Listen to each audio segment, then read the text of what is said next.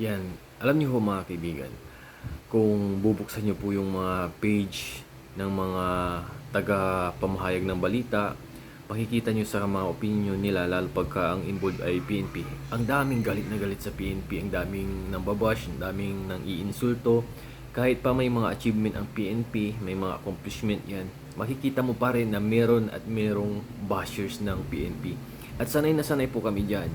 Pasalamat na lang ako dito sa page natin ay naghanap nga ako ng bashers pero wala akong makita. At alam nyo, pag nagkaroon tayo niyan, mas magiging updated talaga ang page natin. Kaya minsan yung mga bashers talaga ang bumubuhay sa page ng sino mang content creator. Kaya mapansin ninyo, yung mga ibang content creator, nagki-create na lang sila ng mga issue, ng mga away, o minsan sinasadya nilang magkamali para mapansin.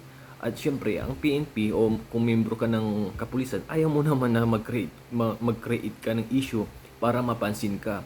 Dahil ang mentality talaga namin, mas gusto na naming mapansin dahil gumawa kami ng mabuti kaysa mapansin ka dahil gumawa ka ng kalukuhan. So pero hindi lahat ganito. Marami pa ring nag-iisip na ang PNP ay pag may mga accomplishment ay nagpapapugi lang, may abuse of authority, may pagmamalabis. Marami talaga ang ibinabato despite na nagawa ng pulis ang kanyang trabaho. Pero gayon pa man, sanay na sanay po ang kapulisan sa mga ganyang opinion. Dahil kami po ay sumumpa na lahat po ng mga ganitong issue ay kaakibat na ng serbisyo. And one thing more, tandaan po natin palagi na mas maganda talaga na nabubuhay ka na kunti o totally wala kang hate sa sarili mo, sa ibang tao.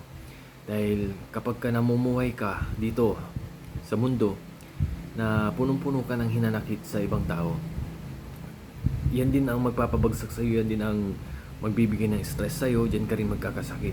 So mas maganda na lang na kung may mga hindi kayo nagugustuhan na ginagawa ng ibang kapulisan, ipanalangin nyo na lang sila or makipagtulungan kayo dahil ang humuhuli rin lang naman sa mga pulis na tiwali ay kapwa pulis din.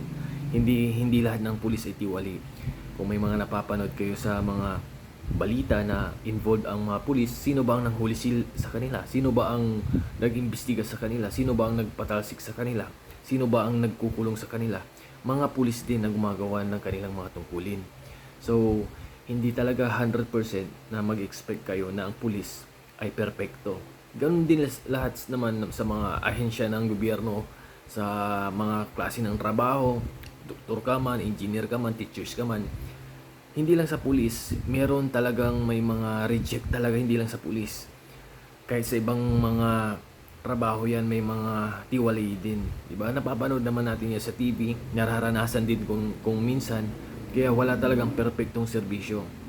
Ang pinaka-perfectong serbisyo lang talaga ay yung tulong na may ibibigay ng Diyos. Yun talagang pinaka-perfecto. At paano tayo makakuha nun? Sincere prayers.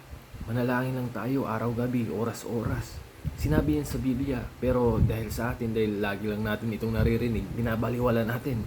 Kaya yung power of prayers sa atin hindi tumatalab kasi kulang tayo sa faith. Pag gagawin natin yan, laging nandyan ang Diyos. Siya yung number one na protector natin. Siya yung number one na gumagabay sa atin. Diba?